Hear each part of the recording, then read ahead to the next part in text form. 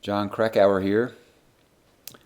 In this chapter, I will address Michael Tracy's claim that when I wrote Into Thin Air, I chose not to include certain events in order to intentionally misrepresent what caused the 1996 disaster. 51 seconds into a video Tracy posted on April 7, 2024, titled Sandy Pittman and the Yellow Brick Road, he says, quote, "Previously, I was critical of John Krakauer's Into Thin Air because it failed to mention that the Mountain Madness clients received 4 oxygen bottles, while the adventure consultants received only 3 for their summit bids. Krakauer also ignored the stunt that Scott Fischer and his lead Sherpa Lopsang were planning on the summit. Another major event left out by Krakauer was the theft of gear that had happened earlier in the expedition. Although this did not play a major role in the events of May 10th or 11th, it was a rather significant event, and it is not clear why Krakauer chose to leave it out, other than it didn't contribute to his narrative that inexperienced climbers were the cause of all evils on Mount Everest. But from this, it should be apparent that significant events from the 1996 expedition were left out of Krakauer's book, nor do they appear in Bukriev's book, The Climb. Each of those authors had a narrative they were pushing, and they just ignore things that don't fit their version. But any author needs to leave out some details. Krakauer could not include every detail about where the oxygen bottles were cached, how many were there, etc. And while I think facts such as these are important, clearly Krakauer was more focused on the important details of coffee pots in base camp. As I will explain shortly, quote, coffee pots in base camp, end quote, is a snide reference to Tracy's false claim that I blame Sandy Pittman for the 1996 disaster. In Tracy's videos, he frequently claims that I invented one or another dishonest narrative to, quote, hide the truth when I wrote Into Thin Air. At the 126 mark in this video, Tracy alleges I was pushing the false narrative that, quote, inexperienced climbers were the cause of all evils on Mount Everest, end quote. At other times, he claims I blamed the 1996 disaster on the lack of fixed ropes, or Lopsang Jangbu, or Scott Fischer, or Anatoly Bukrev, or Sandy Hill Pittman. When Tracy asserts that I blame the disaster on various isolated factors in this reductionist fashion, he is egregiously misrepresenting what I actually wrote. My book attributed the disaster to a cascade of numerous interconnected decisions and actions, a much more nuanced explanation. As I reported in Into Thin Air, only a few of the mistakes that were made on May 10th seemed especially serious when considered by themselves. But throughout the day, the accrual of multiple errors led steadily and imperceptibly toward critical mass. Among the most outlandish claims made by Tracy is that I invented a, quote, narrative that Sandy Pittman was the root of all evils on the mountain, end quote, an allegation he makes at the 3:20 mark in this video. Tracy claims multiple times in various videos that I hold Pittman responsible for the Everest disaster, but he has never provided a quote from my book or anywhere else that actually states this, because I've never written or said that Pittman was responsible for the tragedy. I do not believe, nor have I ever believed, she was to blame. And I am genuinely sorry about all the undeserved criticism and hate she had to endure in the aftermath of the disaster. Tracy's claim about coffee pots in base camp, several paragraphs above, refers to the tsunami of criticism Pittman received from online haters for bringing a small espresso maker to Everest, and Tracy accuses me of inciting the haters.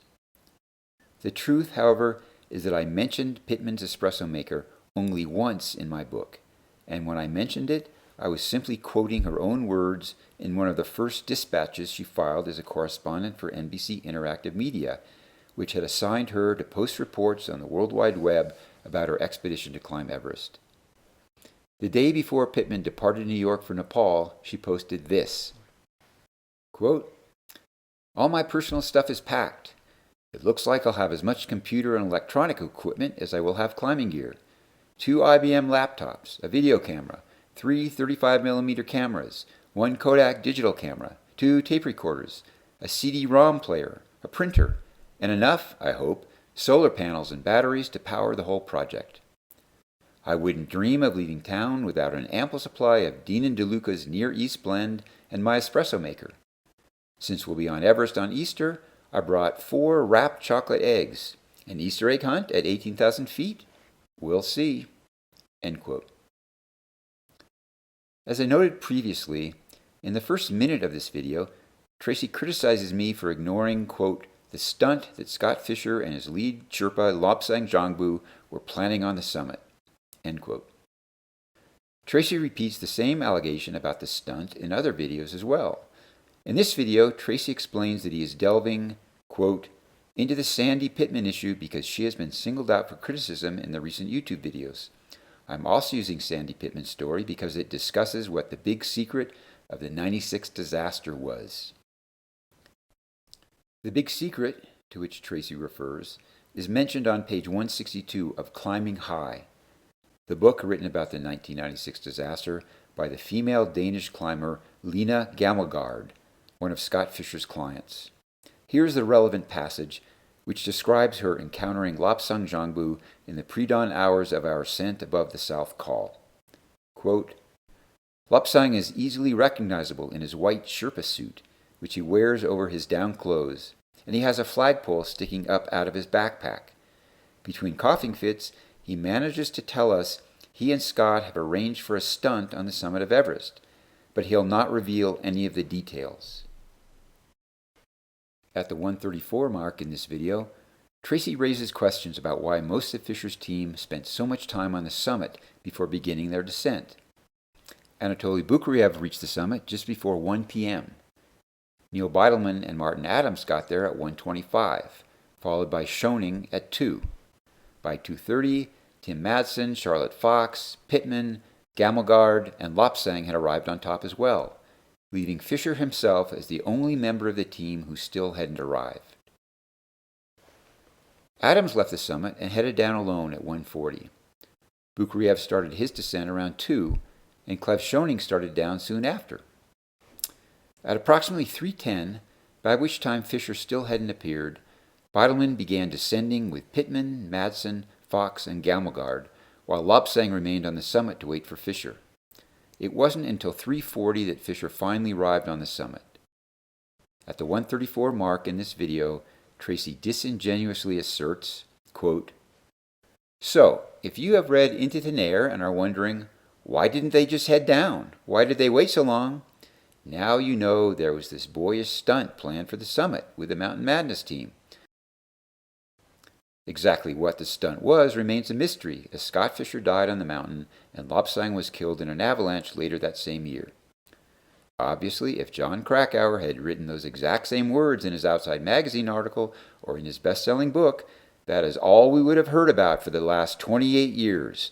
Boyish prank kills 8 on Everest." The entire story would have been about the prank and the entire blame put on Scott Fischer. This does not mean that any of that analysis would have been accurate, just that simple stories where people are punished for their obvious hubris sell very well. At the 4:25 mark, Tracy speculates further about the stunt. Quote, "Fischer and Lopsang planning to pull some stunt on the summit explains a lot of the problems with the timelines. Things that were previously explained as being stupid for no reason now have those same people being stupid for a reason. It could also explain why some of the versions didn't match up and why Scott Fischer was so slow. It's not clear exactly what the stunt entailed, but if it required some equipment or banners or something to be carried to the summit, it could explain Fischer's extremely slow climb time." At the 5-minute mark, Tracy adds, quote, "It's also difficult to believe that Krakauer didn't know that Fischer was planning some stunt. He wouldn't know exactly what it was, but he most likely would have known that some sort of stunt was planned. First, anyone who spends any amount of time looking into this will immediately spot that there are problems with the timing, and the 'oh, they were just stupid' explanation doesn't really work. This leaves it as Krakauer missed the fact that Fischer and Lopsang were planning a major stunt on the summit, making his book the worst piece of investigative journalism in mountaineering history. Or he knew about it and chose to ignore it, making it neither investigative nor journalism." End quote. Everything Tracy says in the excerpts above is false.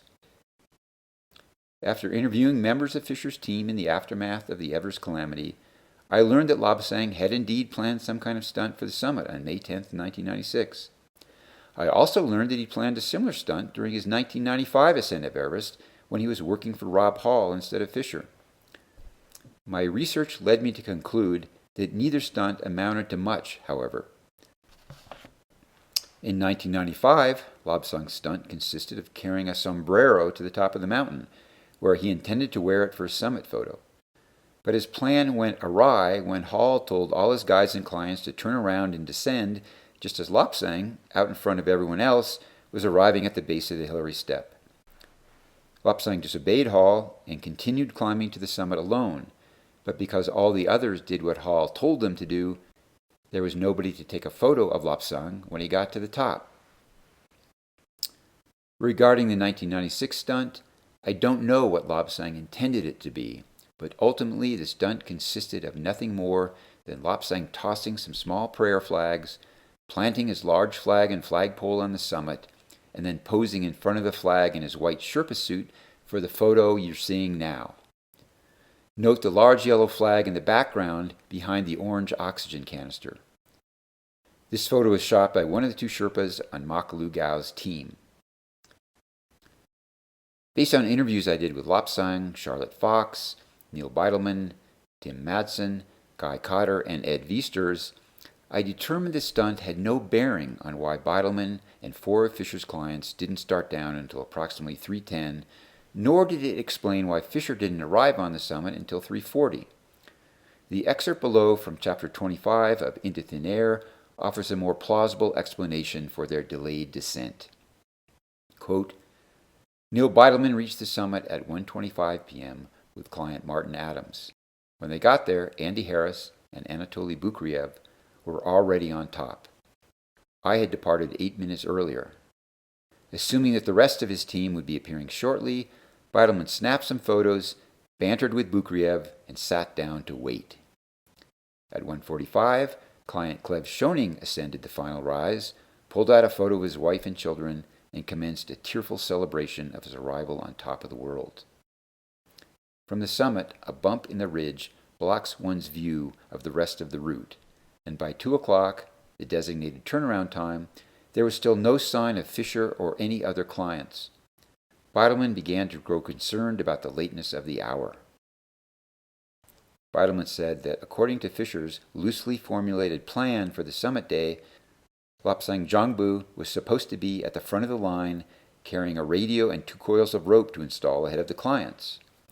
Bukriev and Beidelman, neither of whom was given a radio, were to be, quote, in the middle or near the front, depending on how the clients were moving, and Scott, carrying a second radio, was going to be sweep. At Rob's suggestion, we decided to enforce a 2 o'clock turnaround time. Anybody who wasn't within spitting distance of the summit by 2 p.m. had to turn around and go down, end quote. It was supposed to be Scott's job to turn clients around, Beidelman explained. Quote, we talked about it. I told him that as the third guide, I didn't feel comfortable telling clients who'd paid $65,000 that they had to go down. So Scott agreed that would be his responsibility. But for whatever reason, it didn't happen, end quote. In fact, the only people to reach the summit before 2 p.m. on May 10th were Bukriev, Harris, Beidelman, Adams, Schoening, and me. If Fischer and Hall had been true to their prearranged rules, everyone else would have been turned around before the top. Despite Beidelman's growing anxiety about the advancing clock, he didn't have a radio, so there was no way to discuss the situation with Fischer. Lopsang, who did have a radio, was still somewhere out of sight below. The upshot, Beidelman recalled, is that, quote, I ended up sitting on the summit for a very long time, looking at my watch and waiting for Scott to show, thinking about heading down, but every time I stood up to leave, another one of our clients would roll over the crest of the ridge, and I'd sit back down and wait for them, end quote. Tracy's insistence that the stunt was to blame is nonsense. When I interviewed Beidelman after the disaster, he confirmed that the stunt had nothing to do with why he and his clients remained on the summit for so long. The real reason for the delay was much more obvious. Beidelman wasn't given a radio on May 10th, making it impossible for him to communicate with Fischer. Fischer apparently didn't believe his guides needed to carry radios, which makes no sense whatsoever. On numerous occasions in his videos, Michael Tracy claims that I cherry-picked quotes and facts from multiple sources to invent a narrative into thin air that distorts the truth about what happened on Everest in 1996. For example, in a post to his confidential Discord server on April 16, 2024, Tracy wrote, quote, "You have to look at the problem Krakauer is trying to solve. Tell a compelling story that he can say every quote is fact-checked and every quote he has is on a recording. This is simple. Just ask the same person about the event 10 times. The person will say 10 different things, and if they don't, just ask 10 different people. Then pick the version that works for your compelling drama, and you have a 100% fact-checked story. Then leave out the stuff like the theft of equipment, the suicidal tendencies of one of the climbers," he's talking about Beck Weathers there, "the weather reports, the accounts of 4 oxygen bottles, the accounts of the fixed ropes, and the accounts of people who disagree with you." If you look at it, that is exactly what Krakauer did. For instance, Lopsang told him 2 different stories about his last encounter with Fischer. Krakauer picked the one that worked best for his story and pretended that he never heard about the other version. Lopsang pointed this out. And Krakauer just said, "I have my written notes about the first version, so that is what I am going with." End quote. Tracy's Discord post is bullshit. I did not pretend that I never heard about the letter Lopsang wrote to Outside on August 11, 1996, nor did I select the account from Lopsang that, quote, "worked best," end quote. I carefully considered what Lopsang wrote in his letter, and then determined that his account of his descent from the summit with Scott Fischer was clearly not accurate, based on detailed, much more credible statements Lopsang had made to me in a 4-hour tape-recorded interview a month previously, and statements Tim Madsen made to me in a tape-recorded interview on July 18, 1996. Here is how Lopsang described his descent with Fischer in his letter to Outside. Quote, "From the south summit, I physically dragged Scott down through the storm until he could go no further. There I waited with Scott, determined to save him or die. Finally, he threatened me to save myself, saying he would jump off if I did not go down. Krakauer makes references to my vomiting, implying that I was weak and unable to do my job, that it affected my performance. I have been over 8,000 meters many times, and each time I vomit. It is just something that happens to me and has nothing to do with altitude sickness. I have done it on all expeditions. It just happens. Also, if I was sick and weak, then why would I wait so long on the summit for Scott, Rob Hall, and Doug Hansen? If I was sick and weak, how could I spend 7 hours dragging Scott back down from the south summit?" End quote. Lopsang's assertions that he, quote, "physically dragged Scott down through the storm until he could go no further," end quote, and spent, quote, 7 hours dragging Scott back down from the south summit, end quote, are irreconcilably contradicted by his statements in my lengthy July interview with him, and by statements made by Tim Madsen that corroborated the statements Lopsang made in July. According to Madsen, Fischer slid down from the south summit to the gentle slopes above the balcony on his rear end, alone. Madsen told me he was sitting on the balcony when he looked up to see that Fischer had, quote, "just glissaded the whole snow slope below the south summit on his butt, bypassing the rock steps. He had glissaded the fall line. It took him about 100 yards away from the ridge. He was traversing back up from where he stopped glissading to where the trail was. He looked really tired. He'd take 10 steps, then sit and rest, take a couple more steps, rest again. He was moving real slow. But I could see Lopsang above him, coming down the ridge, and I figured, shoot, with Lopsang there to look after him, Scott would be okay." End quote. And here is what Lopsang told me about his descent with Fischer when I interviewed him in July, in person, in Seattle, on July 25, 1996. Quote, "At 6 p.m., I find Scott below fixed ropes, just above balcony.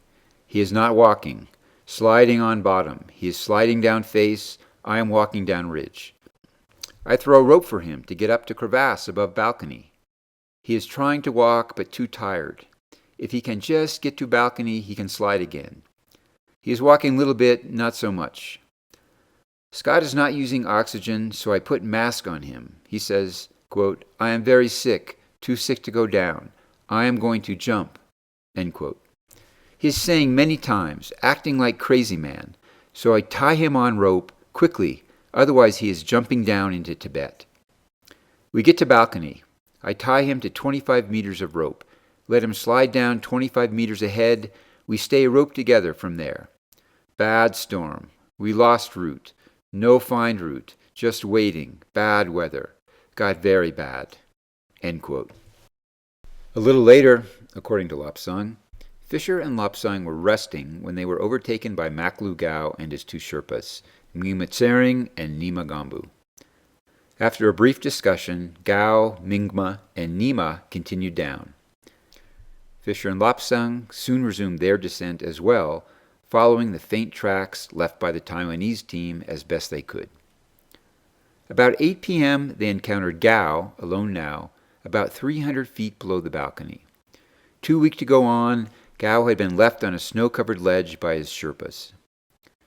The gentle snow gully Fischer and Lopsang had been gingerly descending ended here amid outcroppings of loose, steep shale, and Fischer, like Gao, was unable to handle the challenging terrain in his ailing condition. Lopsang told me, quote, "Scott cannot walk now. I have big problem. He is big body. I am very small. I cannot carry. He tells me, 'Lopsang, you go down. You go down.' I tell to Scott, 'No, I stay together here with you.' I stay with Scott and Makalu 1 hour, maybe longer. I am very cold, very tired. Scott tell to me, 'You go down, send up Anatoly.' So I say, 'Okay, I go down. I send quick Sherpa up and Anatoly. Then I make good place for Scott and go down." End quote. It seems obvious that the detailed accounts provided by Tim Madsen and Lopsang in his July interview with me are much more credible than the brief, contradictory account provided by Lopsang in his August letter to Outside. That is why I base what I wrote in Into Thin Air on the two interviews cited above rather than Lopsang's letter. At the beginning of this chapter, I included an excerpt from the video Michael Tracy posted on April 7, 2024, in which he says, quote, "Previously, I was critical of John Krakauer's Into Thin Air because it failed to mention that the Mountain Madness clients received 4 oxygen bottles while the adventure consultants received only 3 for their summit bids. This criticism is valid. In future editions of my book, I will update what I wrote about the number of oxygen canisters received by each team. Although when I do, I will correct Tracy's incorrect assertion that Scott Fischer's clients each received 4 oxygen bottles and that Rob Hall's clients each received 3. At least one of Fischer's clients, and possibly others, received more than 4 oxygen canisters, and it's possible at least 1 or 2 of Hall's clients received more than 3 canisters. In other videos, Tracy has also criticized me for not writing about, quote, oxygen bottle theft from the South Summit. He falsely attributes this to a dishonest narrative he claims I invented to promote Rob Hall's business. As Tracy asserts in a video he posted on January 7th, 2025, quote, "A narrative that says it doesn't matter if you pay a top guiding service $65,000 to guide you up Everest because someone is just going to steal your oxygen and you will die anyway is not going to sell a lot of tickets." End quote. It's entirely possible that some oxygen bottles cached on the South Summit by Sherpas on Rob Hall's team might have been used instead by climbers from Scott Fischer's team and/or Maklu Gao's team. Indeed, in his January 7th video, Tracy points out that during a presentation I gave at Colorado College in 2016, At one point, I glibly stated that during my descent in 1996, quote, I ran out of oxygen. Someone stole the third of my 3 oxygen bottles, end quote. I regret saying this. I have no evidence that anyone stole an oxygen canister intended for me. Yes, the purportedly full canister Michael Groom handed to me at the South Summit on May 10th turned out to be only half full. But I lack enough information to state with certainty that the canister was depleted because someone from another team intentionally traded their half-empty canister for one of Hall's full canisters earlier in the day.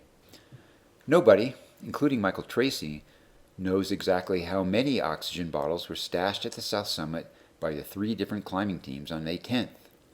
Furthermore, nobody, including Michael Tracy, knows how many oxygen bottles were used by each climber on those 3 teams. For example, I am certain that I used 2 bottles, plus approximately 10 minutes of oxygen from the bottle Michael Groom gave me when I collapsed above the South Summit, plus the half-full bottle Groom gave me when we arrived at the South Summit. And I know Andy Harris used 2 bottles before he returned to the South Summit shortly before I did, and then received a third, purportedly full bottle from our stash. But I can't be sure how many bottles any of my other teammates used, let alone how many were used by members of other teams. I'm certain that Groom and Yasko Namba each received their third bottles from Hall's stash before they climbed from the South Summit to the summit. Additionally, after Groom, Namba, Andy Harris, and I returned to the South Summit on our descent, according to Groom's book, each of us received a bottle from the 8 purportedly full bottles in Hall's stash, which suggests that Groom and Namba each received 4 bottles.